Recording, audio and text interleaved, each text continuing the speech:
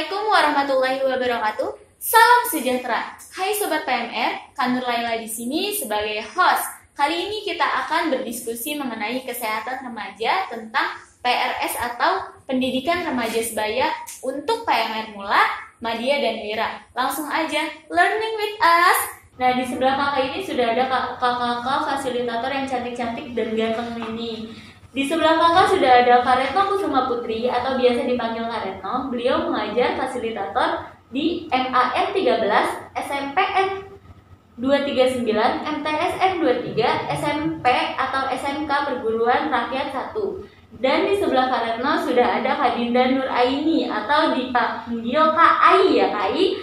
Beliau adalah fasilitator PMI Jakarta Selatan. Nah, di sebelahnya Kak Ai ini sudah ada Kak Neza Gustiana Sari atau biasa dipanggil Kak Neza. Beliau adalah fasilitator PMI Jakarta Selatan juga. Dan di sebelahnya Kak Neza nih yang paling ganteng nih, yang salah satunya yaitu ada Kak Budiman atau biasa dipanggil Kak Budi. Beliau mengajar di SMAN 79. Nah Kak, kan kita berhubung ngomongin tentang kesehatan remaja. Aku mau tanya nih Kak, sebelumnya apa sih yang dimaksud dengan pendidikan remaja sebaya itu Kak? Boleh siapa yang menjawab? Silakan Kak Budi. Oh, Kak Budi. Oke, sebelumnya terima kasih Kak Lela. Sebelumnya apa kabar Kak Lela? Hari ini Alhamdulillah baik Kak. luar biasa ya, baik ya. Oke, sebelumnya saya ucapkan terima kasih kepada Kak Lela, khususnya kepada PMI Jakarta Selatan ya, yang udah mengundang kami untuk hadir di sini. Oke, tadi ada pertanyaan mengenai apa sih pendidikan remaja sebaya itu ya. Jadi pendidikan remaja sebaya itu kita mulai dulu dari awal. Kita harus tahu apa itu remaja, apa itu bisa dibilang sebaya, ya kan, remaja atau teman sebaya. Kita mulai dari istilah teman dulu ya. Teman adalah orang yang dekat sama kita, orang yang perhatian sama kita, itu bilang teman atau bilang sahabat. Ya kan, pada waktu saat kita membutuhkan sesuatu, dia akan hadir. Seperti itu. Ada lagi tadi sebaya. Sebaya berarti itu seusia, sepantaran, ya kan, atau teman satu angkatan, teman bermain, itu sebaya. Nanti ada istilahnya teman sebaya. Kalau teman sebaya adalah teman yang amat akrab dengan dengan kita karena jenis kelamin yang sama, terus usia, terus rumah bersebelahan, satu sekolah, mungkin seminat juga seperti itulah, atau satu hobi bisa seperti itu. Itulah teman sebaya, seperti itu. Terus bisa juga dia satu sepenanggungan, itu kan senasib dan sepenanggungan, seperti itu teman sebaya. Tadi langsung ke apa sih pendidikan remaja sebaya seperti itu. Nah, pendidikan remaja sebaya tadi kita udah bahas seperti itu. Pendidikan remaja sebaya adalah sebelum kita bahas, kita tahu maknanya dulu. Apa sih pendidikan remaja sebaya, gitu kan? Atau PRS yang kita singkat ya kan? Iya, PRS itu kan. Adalah penjabaran dari kesetiakawanan dan perasaan senasib dan sepenanggungan. Ini yang dikategorikan PRS, seperti itu kan, pendidikan remaja sebaya. Nah, mungkin sebelum saya lanjutkan dari Kak Retno mungkin ada tambahan? Ya. Boleh ya, saya tambahkan ya, dari hal lain juga. Untuk pendidikan remaja sebaya benar yang tadi utarakan sama Kak Budi ya, jadi lebih kepada sebuah wadah nih, sebuah wadah di mana kita sama-sama sebagai teman sebaya, kita ngerasa senasib, sepenanggungan, ada satu wadah. Kita mempelajari nih apa aja sih yang ada di kehidupan sehari-hari seorang remaja gitu. Nah, itulah yang akan kita wadahi, kita fasilitasi di sini di bagian PRS atau pendidikan remaja sebaya ya. Jadi benar-benar wadah untuk penjabaran sebuah ekspresi para remaja merasa senasib dan sepenanggungan. Itu dari kami. Berarti pendidikan remaja sebaya itu mereka-mereka yang kayak sepantaran gitu ya Kak? Betul. Ya Kak, untuk usia remaja sebaya itu kira-kira dari usia berapa ya Kak? Kayak saya coba jawab ya Kak. Untuk usia remaja sendiri itu dari usia 12 tahun hingga 21 tahun. Namun usia remaja ini dibagi lagi menjadi 3 kategori. Jadi ada fase remaja awal, fase remaja tengah, dan fase remaja akhir. Nah, untuk fase remaja awal sendiri ini dari usia 12 hingga 15 tahun. Nah, untuk fase remaja tengah ini dari usia 15 tahun hingga usia 18 tahun. Dan yang terakhir itu untuk fase remaja yang terakhir ini dari usia 18 tahun hingga 21 tahun. Seperti itu, Kak. Tadi kan kakak sudah menyebutkan usianya ya. Iya. Terus selama kakak-kakak nih menjadi fasilitator PMR, materi apa aja sih kak biasanya yang kakak bawakan di PRS ini atau pendidikan remaja sebaya ini? Saya bantu coba dulu ya. Sebelum melaksanakan langsung ke tadi materi-materi itu biasanya kan kita harus tahu dulu itu bagaimana sih cara melaksanakan pendidikannya tadi kan, pendidikan atau melaksanakan pelatihannya. PRS itu dilakukan dalam beberapa tahap. Yang pertama adalah tahap penerimaan. Tahap penerimaan itu adalah pada waktu kita melakukan pelatihan atau pendidikan terhadap PRS, kita ada tahap yang pertama, tahap pembukaan. Tahap pembukaan itu adalah kita mendengarkan keluhan atau masalah yang ada di remaja. Yang kedua, kita setiap ada masalah yang ada di situ kita menunjukkan rasa ketertarikan gitu kan, ya tarikan. Yang selanjutnya adalah bantu mengungkapkan kalau memang ada yang belum terbuka dari masalahnya teman sebaya atau rekan kita yang memang punya masalah, kita bantu mengungkapkan seperti itu. Terus jangan sampai nanti kita memberi nasihat pada tahap ini. Kenapa? Karena kita tahap pembukaan, tahap pembuka. Yang kedua, nanti lagi ada tahap pemasukan ide. Pada tahap pemasukan ide itu kita tidak boleh langsung memberikan langsung ide secara keseluruhan. Istilahnya seperti gelas ada air tadi di tahap pembukaan, dia udah cerita, dia curhat setiap permasalahannya dia, kan kita sudah dikeluarkan, sudah luber seperti air jadi kosong lah, jadi kosong. Dan kita memasukkan lagi dengan yang baru, dengan ide-ide yang sifatnya positif, ya kan? Kenapa? Kenapa sifat positif? Karena tadi yang diceritakan atau permasalahan di kalangan remaja itu kan yang kita ceritakan sharing ke kita itu adalah permasalahannya yang sifatnya pasti yang negatif, makanya dia mau diceritakan, dia punya keluh kesah seperti itu. Kita masukkan ide-ide dengan cara bertahap. Kenapa harus bertahap? Karena tidak mungkin juga akan menerima secara keseluruhan dia, ya seperti itu. Supaya dia juga bisa mencerna seperti itu. Setelah nanti tahap pemasukan ide, nanti ada tahap pemeliharaan. Tahap pemeliharaan di sini adalah kita setelah dia kita lakukan ide, berarti kan ada 1-2 hari, ketiga selanjutnya, atau mungkin pendidikan lanjutannya lagi, atau mungkin nanti ada permasalahan berikutnya lagi kita pelihara supaya jangan sampai kita ngasih masukan di awal tapi berikutnya kita langsung cuek atau apa enggak. Kita harus pantau dia sampai dia benar-benar dikondisikan, kalau istilah penyakit dia istilahnya pulih lah, seperti itu.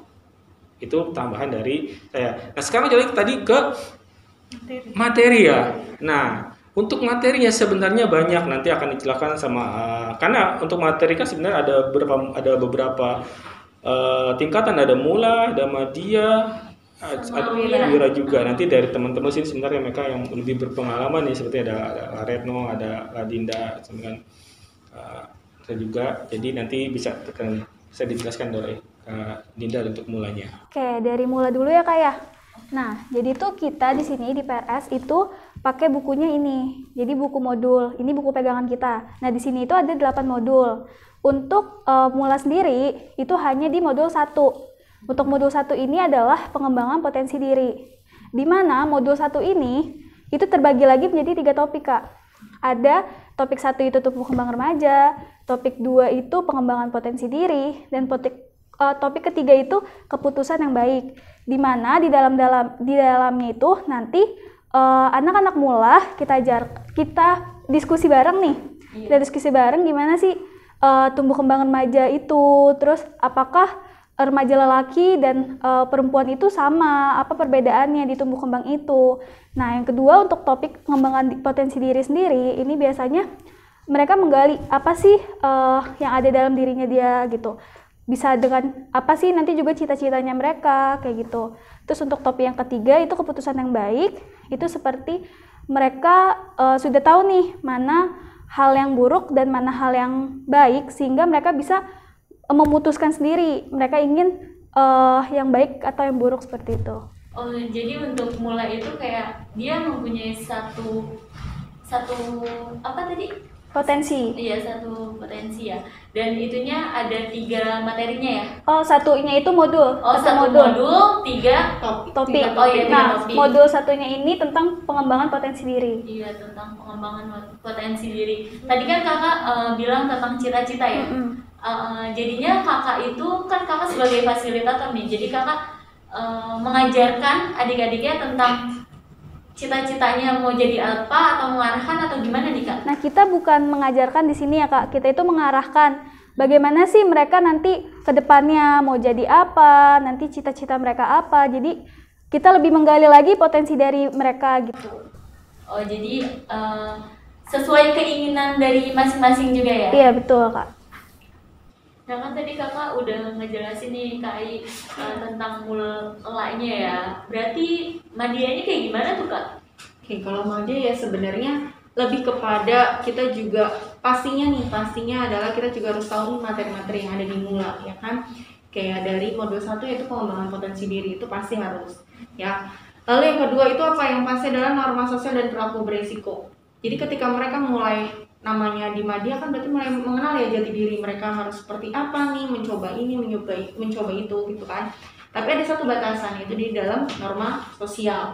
Pasti juga mereka dari situ mungkin ada yang mungkin sudah mengenal dari sejak mula, ada yang namanya pergaulan beresiko, mungkin sudah yang mengenal gitu kan. Perilaku beresiko seperti apa, itu masuk di modul kedua, kita masuk di Madya. Lanjut lagi di bagian kesehatan reproduksi, ini ada di modul keempat. Tapi yang kita gunakan adalah hanya topik 1 dan topik 2 tapi sebagian. Artinya di bagian kulit luarnya aja nih.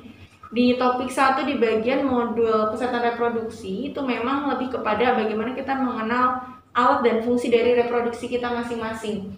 Mau itu laki-laki maupun perempuannya.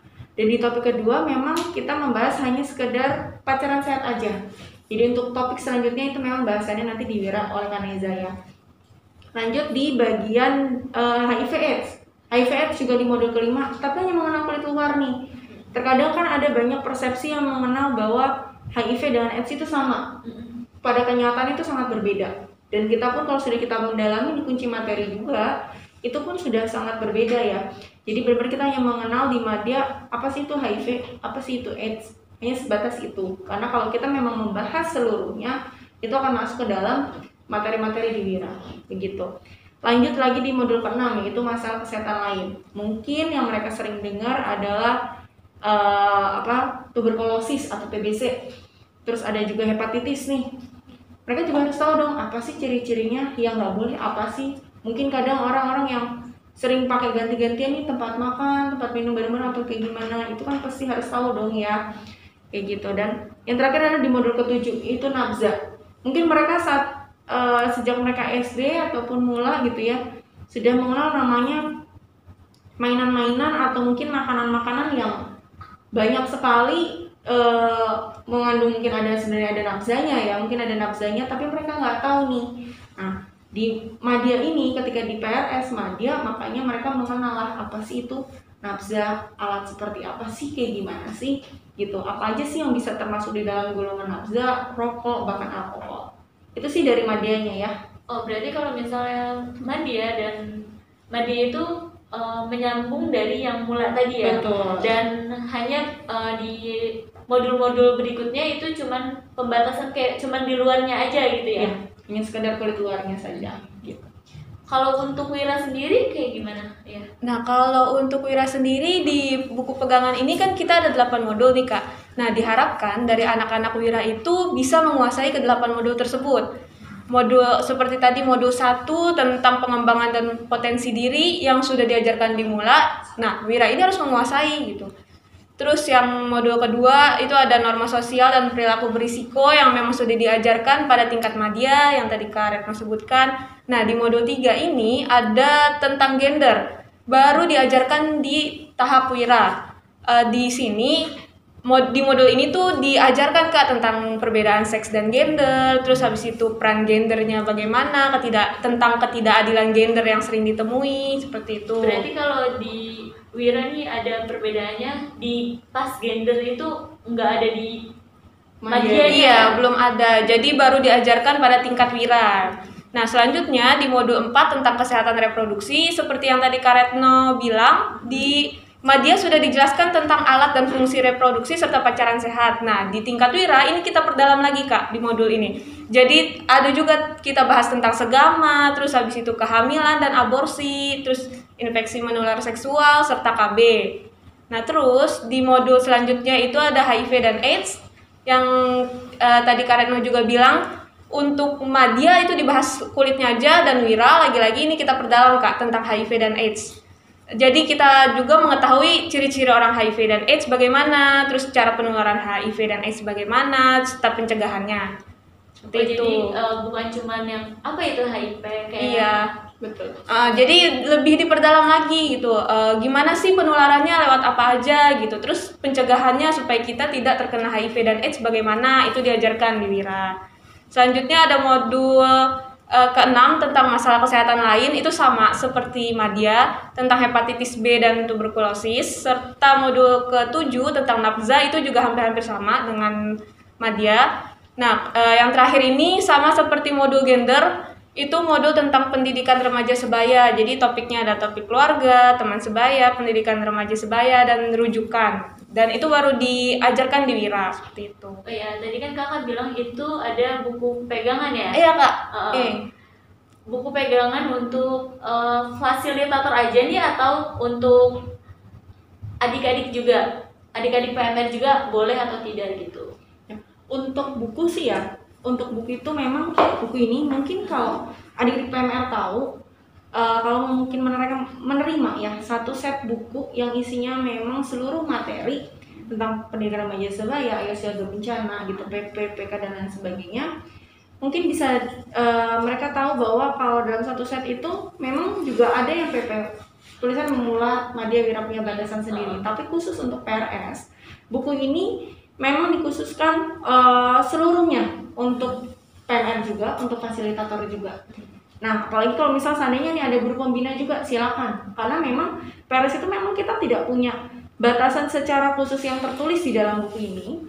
Tapi memang ya melalui talkshow ini juga terima kasih untuk Kak Lela, juga PMI Jakarta Selatan yang sudah memberikan kesempatan bagi kami semua nih, tim PRS, untuk menginfokan batasannya sampai mana sih untuk mula, Madya, dan Wira gitu. Dari pengembangan buku-buku yang ada di mungkin yang sudah pernah mereka terima ya, tapi memang ini buku pegangan keseluruhannya. Dan inilah ya mohon untuk kepada seluruh PMR maupun para fasilitator yang masih sangat-sangat bertanya-tanya batasannya sampai mana. Jadi inilah kita akan bahas semuanya yang termasuk kita sudah utarakan gitu batasan-batasannya. Jadi jelas semuanya. Tapi hati-hati sekali ketika membaca buku ini. Memang ketika anak mula membaca buku ini perlu sekali perhatian khusus dari para fasilitator, guru pembina maupun dari mungkin orang tua juga seperti itu. Jadi harus tahu batasannya sampai mana. Jadi kalau di buku ini semuanya mencakup dari mula, mulai mula, Madya, dan Wira. Iya, kayak gitu. Oke, terima kasih. Oh ya Kak, bagaimana sih proses pembelajaran PRS di PMR mula, Madya, dan Wira itu? Oke, secara garis besar sebenarnya hampir sama ya proses pembelajarannya. Sebenarnya untuk proses pembelajaran bagi teman-teman semua fasilitator, adik-adik PMR semuanya, sebenarnya di buku ini sebenarnya sudah ada penjelasannya ya, sudah ada penjelasan cara pembelajarannya. Nah, saya akan coba jelaskan lagi bahwa pembelajarannya proses pembelajaran seperti ini. Bahwa proses pembelajaran untuk tiap-tiap modul yang ada di buku itu dilaksanakan secara bebas, secara pembelajaran seperti apa gitu kan, secara bebas itu disesuaikan dengan status dan kondisi lingkungan saat ini atau tempat tinggal, ya kan, seperti itu. Terus tetapi juga bukan berarti kebebasan itu diberi kebebasan, tetapi juga ada beberapa yang memang kita dari buku ini kita sudah ada ya cara penggunaannya, cara melakukan pembelajarannya, tahap-tahapannya sudah ada di situ jelaskan. Nanti tinggal teman-teman dari semuanya kita mengembangkan gitu kan, seperti istilahnya kayak semacam di buku ini sudah menjelaskan kerangkanya. Jadi teman-teman semua tinggal mengembangkan. Ya, contohnya apa? Dalam pembahasan yang pertama adalah ini berupa, tadi sebenarnya sudah kita bahas ya, ada pemanasan itu. Pemanasan kita sudah bahas ya, pemanasan. Dalam pemanasan itu, pembelajaran itu tadi ada namanya pengajuan pertanyaan-pertanyaan di tahap awal. Pengajuan pertanyaan-pertanyaan di tahap awal, dia nanti selain pertanyaan nanti ada kedua yang telaah atau studi kasus. Ada kita kasih kasus, kita kasih masalah, nanti kita coba bahas di situ. Yang kedua adalah drama atau simulasi, atau mungkin kita kalau di kalangan pers lebih dikenalnya sosiodrama. Apa sih sosiodrama? Sosiodrama itu adalah pemain peran. Jadi semacam mungkin kalau teman-teman pernah lihat, jadi pemain peran dari topik atau modul, memang satu modul bisa juga yang dibawakan seperti itu gitu kan. Jadi penyampaian materinya dalam bentuk drama atau sosiodrama seperti itu pengajarannya. Terus selanjutnya lagi ada permainan atau kita sering ya ada ice breaking atau game seperti itu, dan penugasan. Itu adalah tahap awal. Terus yang kedua diskusi. Kita sering di Jakarta Selatan kita bukan pernah ngelihat mungkin dalam kategori lomba atau pelatihan di markas sendiri atau di beberapa sekolah itu lebih banyak selatan mungkin menggunakan diskusi. Nah, untuk diskusi ada beberapa nanti di diskusi ada pembukaan, pasti ada pembukaan. Kenapa harus ada pembukaan? Diskusi pasti namanya kita di forum diskusi, ada audien pasti kan di situ, berarti kita harus ada dimulai dengan pembukaan. Bagaimana teknik membuka yang baik? Di situ nanti dijelaskan juga, diajarkan ada teknik membuka, mengucap dengan salam, ya kan. Terus setelah mengucap dengan salam nanti ada dia menjelaskan dulu atau memberi informasi topik yang akan kita bawa hari ini apa. Seperti itu. Selanjutnya nanti ada perkenalan. Harus perkenalan dong, karena kita ada audiens, kita mungkin ada beberapa yang tidak saling kenal, tidak mengenal, atau mungkin audiens tidak kenal fasilitatornya, kita harus perkenalan. Perkenalan itu bisa ada perkenalan yang mungkin standar, kita nama saya Budi, saya dari sini ABC, nama kamu siapa, saya bisa, atau dalam bentuk game juga itu bisa dilakukan. Jadi bisa ya Kak, pengenalan itu dalam bentuk game. Iya, bisa dalam apapun itu bisa gitu kan. Jadi tergantung dari fasilitator sendiri yang membawakannya untuk pemanasan lah seperti itu kan. Terus selanjutnya lagi ada lagi untuk setting duduk. Namanya diskusi, pasti kan kita pengen itu kan kita memecahkan masalah itu kan. Kita pengen kalau kita mau di lesehan juga lesehan semua di bawah. Kalau kita kayak kita di kursi semua atau kita mau di kelas semua. Tapi lebih bagus, efisien dan masuk itu kan. Diskusi kita bentuknya adalah mau di kursi maupun di bawah, misalnya kita bentuk seperti itu kan, atau bisa tapal kuda gitu kan, seperti. Jadi kita bisa melihat, kita bisa memecahkan masalah semua, jadi tercover semuanya kan gitu dari fasilitator pada waktu menjelaskan seperti itu. Terus setelah itu nanti setelah sering duduk nanti ada ice breaking. Tadi dijelaskan ice breaking tadi bisa di awal, di akhir, atau di awal, pertengahan, atau di akhir, tergantung kondisi, ya kan. Kondisi dalam arti bisa juga dilakukan ice breaking itu pada waktu mungkin dia menggunakan pemaparan materinya tidak menggunakan mungkin slide atau tidak menggunakan media lain, dia menggunakannya ice breaking untuk menjelaskan materi itu, memecahkan masalah, itu bisa seperti itu. Atau mungkin dalam kondisi pada waktu kita tengah perjalanan diskusi ada boring, ada bad mood dan segala macam namanya, kita bisa gunakan itu. Jadi untuk merefresh teman-teman audiens itu. Selanjutnya adalah ada materi, media dan metodologi. Materi yang dibawakannya seperti apa, pengembangannya bagaimana, terus media yang kita pakai itu kita bikinnya seperti apa, menggunakannya seperti apa, dan cara yang terpenting cara pembawaan medianya, ya kan. Kita menjelaskannya, kita bukan mengajar ya, jadi sifatnya kita sebagai fasilitator, tetapi kita sebagai memfasilitasi, ada media, ya kan. Kita seperti tadi bahwa PR itu kita membuka atau kita mencari potensi dari audien, ya kan. Potensi apa yang bisa teman-teman bisa lihat di sini dengan cara menggunakan media itu kan.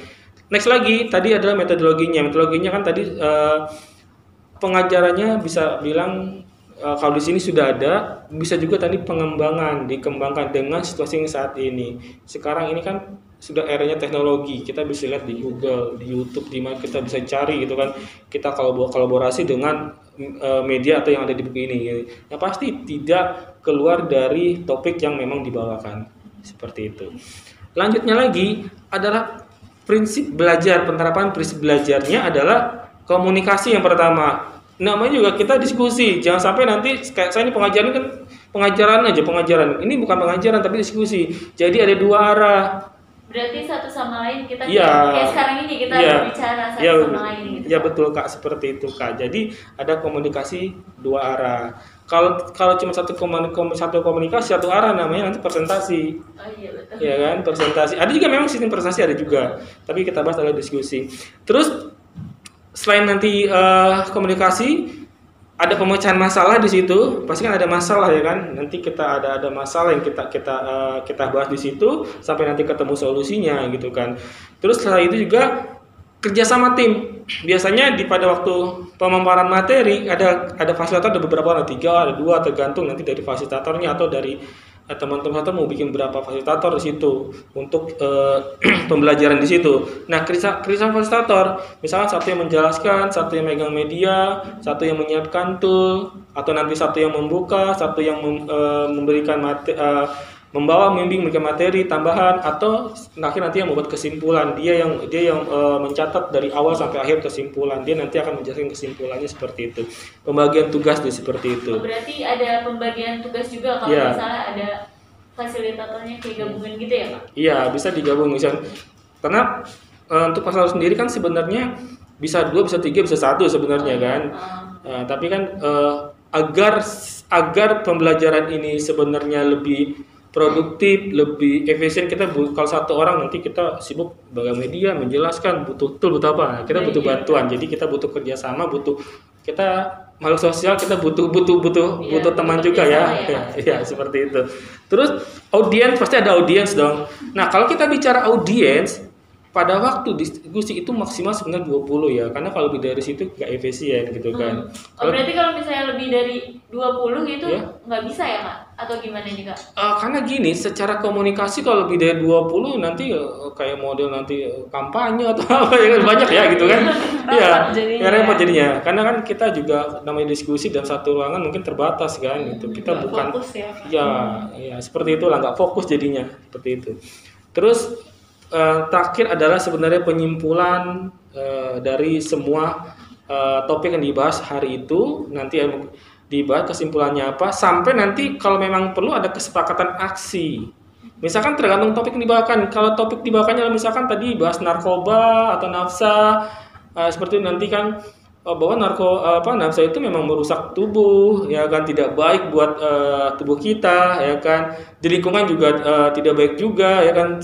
Secara hukumnya juga nanti ada, gitu kan. Mungkin sampai nanti ada bisa bikin penyamaan aksi seperti kayak bikin jargon atau bikin aksi ya, misalkan katakan tidak pada narkoba, kan pernah dengar seperti itu ya. Nah, atau aksi lain lah seperti itu. Aksi itu bukan hanya satu itu, tapi bisa digunakan untuk kita ke depan sampai sifatnya adalah kita memang untuk aksi-aksi bahwa kita memang ingin menjauhi narkoba, ini sifatnya untuk pendidikan lah, untuk di kalangan remaja-remaja sebaya seperti itu. Terus yang terakhir sudah dibahas tadi, pada waktu pelatihan seperti ini berarti butuh namanya performa dari masalah kerapihan dari fasilitator, yaitu perlu juga dilihat kayak kita kompak nih semua bertiga nih, kayaknya merah semua gitu kan, kita semua pakai masker ya kan, seperti itu gitu. Terus ada lagi selain itu kebersihan ya kan, kebersihan misalkan kita pada waktu mau menjadi fasilitator, coba kerapihan kita, kebersihan kita, atau tempat yang kita mau gunakan juga harus dilihat seperti itu gitu kan. Terus yang terakhir adalah improvisasi dari fasilitator itu sendiri, karena dia harus improvisasi ya kan, yang mungkin banyak mengembangkan dari topik dibawakan dengan improvisasinya dia.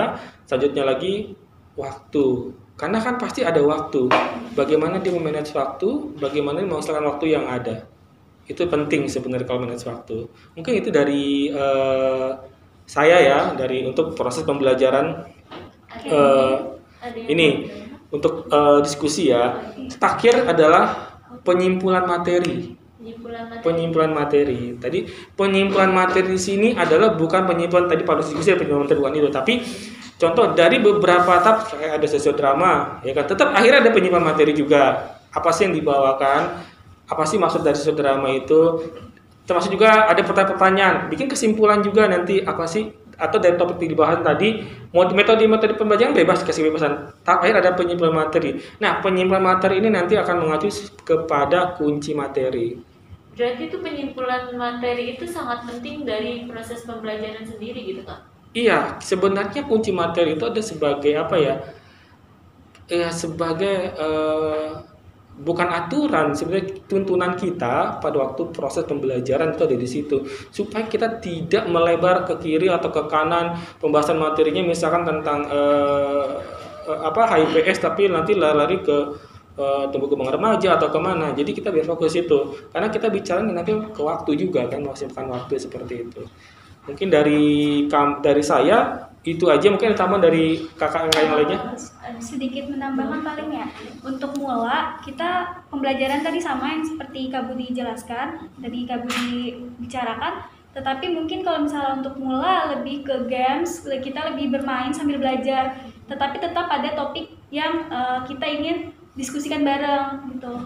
Berarti kalau untuk mulai itu dia lebih kayak bermain sambil belajar, agak beda sama Madia sama Wira gitu ya? Iya. Oh ya Kak, gimana sih Kak cara untuk membuat media yang menarik, dan ada nggak sih Kak alat dan bahan yang tidak boleh dipergunakan itu? Oke, bahas dulu ya untuk alat dan bahan yang ada nggak sih nggak diperbolehkan gitu kan. Sampai sejauh ini sih kita nggak pernah namanya melarang atau dilarang untuk menggunakan media apapun itu ya. Selama itu masih aman-aman aja sesuai batasan mereka, seperti kayak misal batasan mula, Madia maupun Wiranya ya. Kalau mula kan memang lebih suka yang kreatif, aneh-aneh gitu kan, tapi kita perlu lihat lagi nih alatnya berbahaya nggak buat mereka, seperti itu. Jadi perlu sekali untuk banyak pantauan dari para fasilitator maupun dari guru pembinanya gitu, ataupun mungkin orang tua gitu kan ketika di rumah, seperti itu. Dan media seperti apa sih sebenarnya yang membuat terlihat tuh nyaman dilihat gitu kan, enak dilihat dan bisa masuk nih materinya? Sebenarnya lebih kepada media yang pastinya adalah satu, kita mau mengetahui nih komposisi atau isi di dalamnya apa sih sebenarnya. Kan kita membahas satu materi nih, misalnya beberapa materi, jadi terkadang kita membuat misalnya materi tentang HIV dan AIDS. Materi untuk HIV dan AIDS itu aja bisa kita bahas, bisa lebih bermacam-macam modul, atau kita sebutkan modul atau bermacam-macam media nih. Tapi yang pasti adalah media-media yang satu komposisi warnanya. Jadi jangan sampai warnanya itu bikin sakit di mata. Ditambah juga yang warna-warna itu saling bercampur tapi bikin kreasinya yang baik kayak gitu. Terus kreatif, termasuk juga dari kekreatifan anak-anak juga kita izinkan seperti itu. Asalkan kita arahkan sesuai nggak sih sama materinya, seperti itu. Dan juga pastinya nih kita kalau melihat dari beberapa media ada yang bosen nih ya. Bosen lihat tulisan semua nih, bosen nih kita lihat gitu. Harus ada yang sama, bisa 50% atau 60-40, artinya 60 gambar, 40 tulisan atau seperti apa. Intinya tetap harus menjaga keseimbangan nih antara tulisan maupun gambarnya, tapi tetap nyambung kayak gitu. Terus nggak perlu yang ribet, sederhana tapi lebih bermakna kayak gitu. Lebih bermakna itu yang lebih penting kan. Sederhana mungkin, atau misalnya ada di sekitar kita ya, ada di sekitar kita misalnya contoh misal gelas nih yang kita di depan ini, bisa nggak sih jadiin media? Bisa aja gitu. Misalnya ada satu media, misal materi, contoh misalnya tentang bagaimana sih pacaran yang sehat dan tidak sehat. Anggap ada 2 gelas ini, kita bisa gunakan misal gelas yang satu untuk pacaran sehat ya, untuk yang ini tidak sehat. Bisa dijadikan tempat buat media kita. Nah, yang tadi kayak Kak Budi sudah pernah bilang, ada improvisasi fasilitator. Artinya seorang fasilitator itu sebenarnya dituntut untuk berpikir yang lebih ke kreatif, improv, atau bahkan mungkin anak PMR juga dituntut untuk improvisasi kayak gitu. Jadi media apapun yang ada di sekitar kita maupun yang mau kita bikin itu memang harus sesederhana mungkin, nggak ngerepotin, tapi valid. Artinya bisa dipertanggungjawabkan, bener nggak sih? Jangan sampai media kita diketawain sama orang atau bahkan mungkin malah jadi salah kayak gitu. Jadi tetap harus kita memegang kunci-kunci materinya.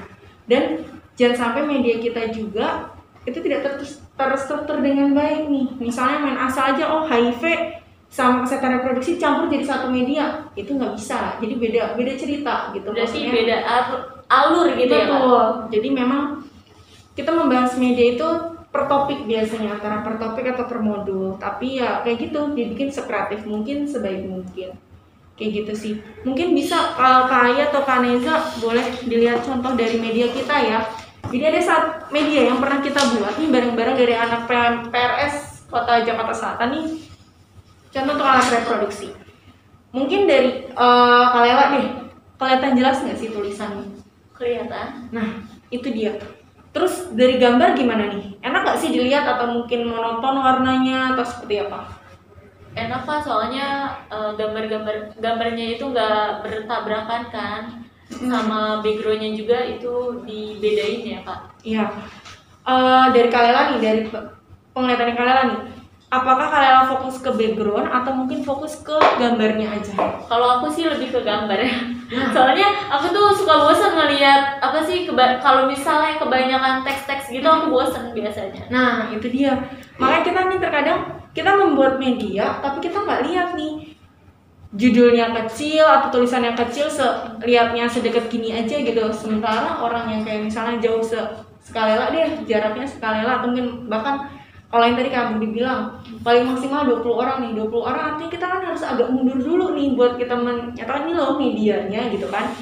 Nah berarti kan artinya ada tulisan yang memang harus terlihat. Gambar-gambar pun juga harus sekreatif mungkin. Hal kecil deh, mungkin kalau ada kertas yang kita bolong-bolongin seperti ini kayak kurang kerjaan gak sih? Tapi kalau kita dijadikan sebuah kreativitasan jadi lebih indah kan. Nah itulah maksud kami dari PRS menyatakan bahwa media itu apa aja, simple, hal yang aneh bisa jadi luar biasa dan baik, tergantung dari pembawaannya juga.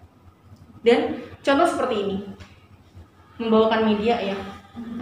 Kalau misalnya maaf ya Kai, seandainya misalnya Kak Lela di sini nih, audiensnya di sini, tapi Kai menutup seperti ini, pastinya Kak Lela juga harus melihat lagi ke sana, harus mengubah posisi betul.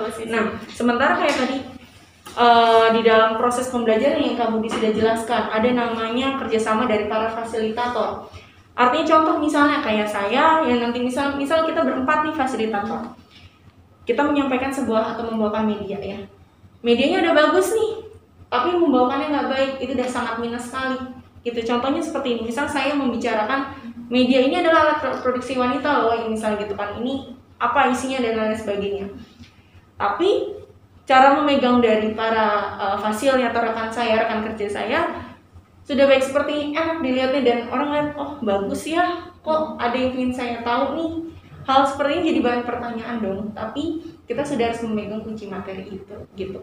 Dan pastinya kalau kita membawakan media atau media yang baik juga, bukan berarti karena kita yang membuat media kita yang tahu semua dan kita jadi mengajarkan.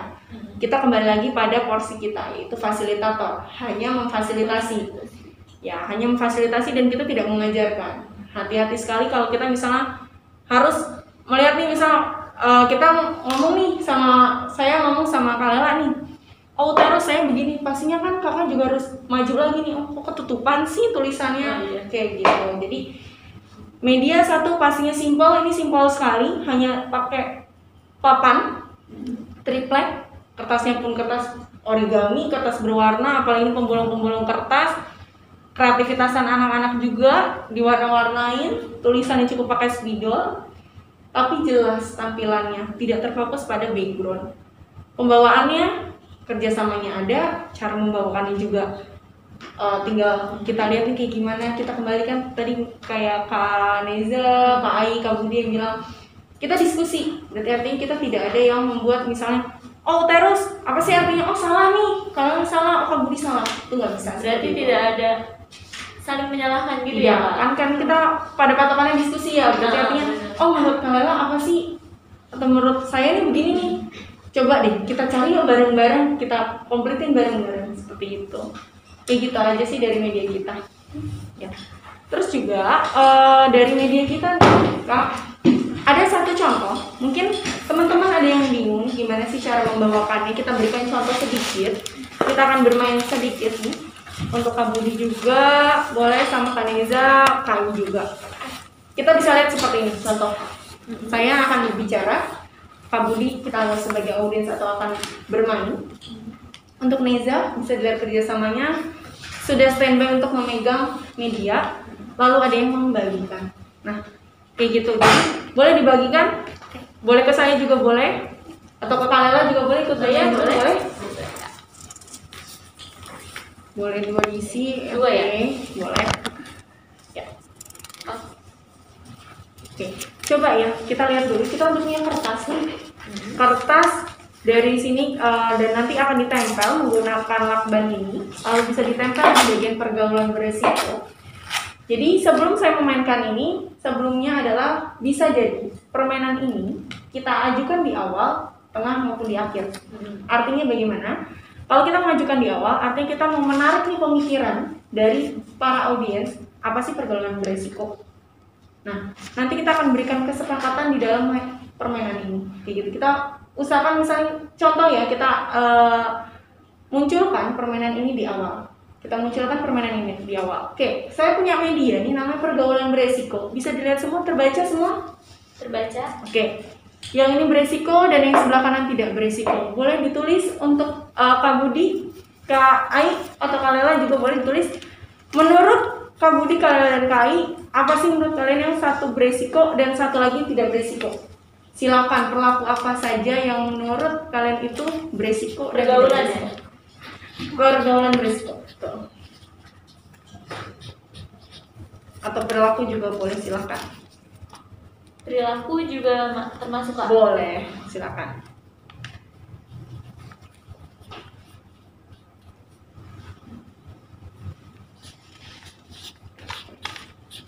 Ini contohnya kita di awal ya, kita memunculkan sebuah media ini di awal. Jadi kita tidak memunculkan di tengah, dalam artian bahwa kita sudah memaparkan, kita sudah mendiskusikan nih, oh pergaulan beresiko apa sih? Gitu, baru kita munculkan. Ini kita memunculkan sekali di awal sebuah kasus untuk memberikan pemahaman dari kunci materi kita nanti. Gitu.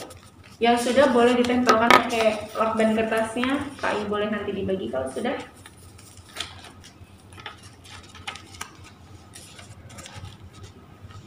Oke, boleh dibagikan ke Kak Budi dulu mungkin. Silakan. Cukup sampai tadi pertanyaan.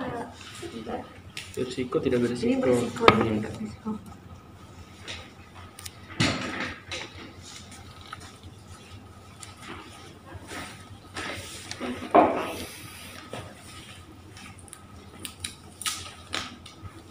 Merokok sama ya.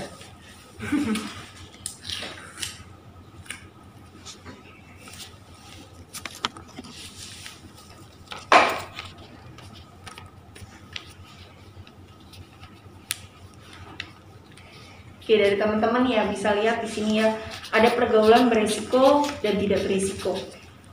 Banyak sekali yang diberikan pendapatnya oleh teman-teman. Ini untuk Yang beresiko. atau mungkin Kak Lela boleh maju sedikit. Ya, terima kasih. Oke. Ya, satu pembelajaran buat kita ya. Kayak tadi Kak Lela saya bilang, Kak boleh maju. Itu sebenarnya satu hal yang artinya gini, fasilitator bisa membuat audiens itu seperti apapun ya. Artinya mau audiensnya itu disuruh kemana, nanti kan kita sudah sepakati enaknya seperti apa nih. Jadi kayak media seperti ini. Lebih enak adalah ketika audiens mendatangi medianya, bukan dari si fasilitator nyamperin atau mungkin kita ngebantu. Ya, tadi satu hal contoh salah dari saya adalah saya mengambil jawaban dari Kak Lela dan minta tolong teman saya untuk menempelkan. Akan lebih baik ketika Kak Lela memang maju sendiri seperti tadi. Itu yang lebih baik. Satu adalah feedback. Kita bisa timbal balik. Kita komunikasi, artinya oh berarti ada hal yang membuat Kak Lela tuh ingin tahu sih ini apa sih sebenarnya permainan kayak gitu kan. Oh ini ada seneng nih sebenarnya kayak anak mula. Enaknya adalah kalau kita main di anak mula, kita bisa ajak buat lari-larian nih. Kayak tadi Kak Ai bilang kita lebih banyak games gitu. Setelah ditempel semua, anggaplah audiensnya hanya segini. Nah, ini bisa kita ambil contoh mungkin satu-satu atau dua atau mungkin ketiga-tiganya bisa kita bahas dari masing-masing media. Contoh kita ambil di pergaulan beresiko ya. Untuk merokok ternyata ada dua yang sama. Ya, kita boleh ambil salah satu. Dari sini, oke, untuk merokok gimana? Sepakat nggak teman-teman? Kalau merokok itu beresiko. Sepakat, Kak. Kenapa beresiko? Kenapa merokok itu beresiko? Menurut Kak Lela atau menurut Kak Budi, boleh kenapa kok dibilang beresiko? Kenapa menurut saya berisiko? Karena merokok itu berarti kan kita menghirup asap ya, yang resiko nanti masuk ke paru-paru dan itu akan menimbulkan penyakit lain seperti ada tertulis sendiri di rokok itu kan bahwa merokok itu satu membunuhmu karena berbagai penyakit yang dampak dari rokok itu sendiri. Makanya saya bilang itu berisiko. Oke, ada mungkin pendapat lain dari Kak Lela? Cukup sih, emang bener kalau misalnya merokok itu emang, apalagi untuk orang-orang sekitar kita ya, itu bisa membuat Sesak nafas, sesak nafas mungkin, terus terganggu ya, yang begitu. Terus ada juga nih tentang membuang sampah sembarangan. Sepakat nggak sih kalau kita letakkan di beresiko atau mungkin bahkan tidak beresiko? Menurut Kak Lela gimana? Beresiko atau tidak beresiko membuang sampah sembarangan? beresiko dong. Yang lain sepakat? Kak Ai, Kak Neza? Sepakat. Budi? Kayak gitu ya. Terus untuk tidak beresiko nih, ibadah tidak beresiko gimana? Sepakat semua? Sepakat. Ya, itu satu contoh dari kami ya, bagaimana cara membawakan pergaulan beresiko dengan media yang seperti ini. Artinya boleh nggak misalnya ternyata ada nih misal kayak bilang merokok nggak masalah kok, kan itu hak mereka. Misal contohnya itu boleh nggak kita pindahkan? Silakan, asalkan kita sepakati semuanya, lebih banyak yang mana dan mana yang kebaikan, mana yang lebih buruknya yang mana, seperti itu. Artinya apa? Ini boleh kita sepakati hasil diskusi dari teman-teman. Yang tidak boleh kita sepakati adalah media dari para fasilitatornya, seperti itu. Dan yang seperti ini juga, ya belajar ibadah ini sudah kita sepakati, berarti artinya sudah pasti valid, benar dan bisa dipertanggungjawabkan. Misal, biasanya ada pertanyaan, Kak, kalau misalnya orangnya itu audiensnya lebih dari 20 atau bahkan mungkin 15 orang, tempelin semua, gimana Kak? Apakah dibahas semua atau enggak? Mungkin ada pertanyaan seperti itu, dan teman-teman mungkin atau anak PMR yang banyak pertanyaan seperti itu. Cukup kita ambil beberapa contoh saja. Mungkin di beresiko kita ambil 2 contoh, tidak beresiko kita ambil 2 contoh, atau mungkin 3. Dan kita sepakati bareng-bareng seperti itu. Nah, dari media seperti ini, barulah nanti ini kan di awal ya. Oke, berarti tadi teman-teman sudah pelajari mengenai pergaulan beresiko. Pasti udah tahu dong mana yang beresiko dan tidak beresiko. Ya, berarti kalau menurut Kak Lela nih, pergaulan beresiko itu sebenarnya kayak apa sih? Atau mungkin makna yang menurut Kak Lela pahami itu seperti apa? Kalau pergaulan beresiko ya, mungkin kalau misalnya kita bergaul dengan orang-orang yang kayak contohnya yang ditulis tadi itu yang beresiko merokok, jadinya kita nggak merokok tapi kita menghirupkan, itu bakal beresiko buat kita juga. Kayak gitu. Atau Berarti artinya mungkin memberikan dampak yang negatif ya, memberikan dampak negatif buat diri kita maupun orang lain. Berarti kalau untuk yang tidak beresiko, mungkin menurut Kak Budi bagaimana? Untuk yang tidak beresiko, mungkin pemaknaan atau apa sih yang menurut Kak Budi pahami tentang yang tidak beresiko itu gimana sih pergaulannya? Kalau menurut saya tidak berisiko berarti kan memang dia baik dilakukan untuk kita kan, memang tidak ada dampak negatif untuk kita. Kenapa itu tidak berisiko? Malah membawa manfaatnya baik gitu kan. Itu baik buat kita. Contoh tadi kan belajar itu kan baik buat kita, buat masa depan kita, ya kan seperti itu. Itu manfaat baik bukan buruk seperti itu. Oke, berarti dari Kak Lela, Kak Budi, Kak Neza, dan Kak Ai juga berarti artinya sudah paham ya mengenai pergaulan beresiko dan tidak beresiko. Oke, terima kasih Kak Neza, Kak Ai, boleh ditaruh dulu medianya. Nah, satu contoh dari kami, Pak Tim PLS, bahwa begitulah cara membawakan media. berarti banyak ya Kak cara Banyak. pembawaan media. Betul, dan tadi kan saya bilang kita membawakan itu, kita munculkan nih di awal nih. Berarti artinya dari memunculkan kita di awal, artinya kita semua kosong dong. Kita anggap kita ini gelas kosong semua, kita nggak tahu nih materi ini apa sih. Tapi setelah apa yang dipikirkan atau didiskusikan para audiens nih, ternyata dapet nih beresiko nih apa, tidak beresiko apa, selesai dong artinya. Iya betul. Berarti artinya kita mendapatkan nih kunci materi apa yang kita pengen, kayak gitu. Jadi bisa kita artinya gini, kita bisa membahas satu kasus, membahas beberapa kasus di awal, tapi kita bisa mendapatkan satu materi yang sebenarnya kita pengennya kayak gini loh, pasti pengennya kayak gini loh dari PMR kayak gitu. Itu sih dari kami untuk pembahasan mengenai media.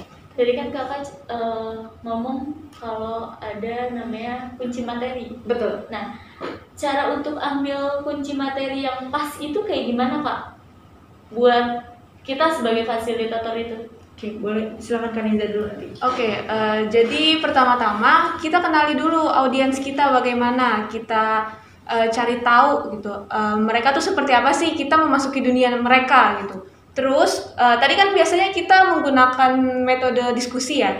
Pada diskusi itu biasanya kita melemparkan pernyataan seperti yang tadi Kak Retno contohkan. Dan di pernyataan tersebut muncul dong beberapa pengertian dari beberapa kepala, Persepsi. ya kan? Ya, persepsi betul. Dari banyak audiens itu. Nah, nanti dari persepsi itu kita bikin kesimpulan. Nah, simpulan ini yang menjadi kunci materi. Kalau memang simpulan dari mereka itu ada yang kurang, nanti kita tambahkan. Nah, kalau misalkan emang simpulan mereka kurang tepat, kita arahkan ke kunci materi yang kita inginkan. Seperti itu. Mungkin ada tambahan, Kak? Oke, dari saya boleh menambahkan. Jadi saya kembali lagi ke kunci materi dan media yang tadi kita bawakan ya. Jadi lebih kepada kunci materi itu memang tadi Kaniza sudah bilang kayak gitu, kita mendalami dulu nih, masuk nih karakter mereka. Sama aja kayak gini nih, misalnya karena ini kita udah kenal nih, kita udah saling kenalan tadi sudah duluan kita kenalan, terus habis itu kita membahas mengenai media. Padahal saya belum bilang apapun tentang kunci materi itu. Memang saya cuma ngomong, nanti kita mau bahas nih tentang pergaulan beresiko atau perilaku beresiko. Tapi saya membawakan sebuah permainan, saya membawakan sebuah media di mana saya pinginnya teman-teman dikasih masukan nih buat kita, kasih pendapatnya deh, kita tulis kasih feedbacknya, timbal baliknya. Terus ternyata dari teman-teman sendiri memberikan apresiasi yang baik, menjawab semuanya dan hanya sebenarnya yang hanya tahu hanya Fasil. Oh, dia masuk nih materi kita. Oh, dia masuk nih, ngerti nih maksud kita. Oh, kunci materinya dapat nih. Nah, itulah makanya kenapa kita terkadang yang tadi Kak Budi sudah pernah bilang. Kalau kita mau ngisi nih gelas kosong, ya jangan langsung di fullin semua. Kita pelan-pelan dulu, pasti akan keisi pelan-pelan. Seperti itu. Nah, jadi pembahasan untuk kunci materi sih seperti itu aja. Oke Kak, pertanyaannya nih sudah habis, tapi mungkin untuk closingan ada pesan untuk adik-adik PMR. Mungkin dari siapa aja boleh? Pesan untuk adik-adik. Lanjut aja Kak Retno ya. Nggak apa-apa. Closing statement-nya Kak Retno. Oke, terima kasih juga untuk adik-adik PMR.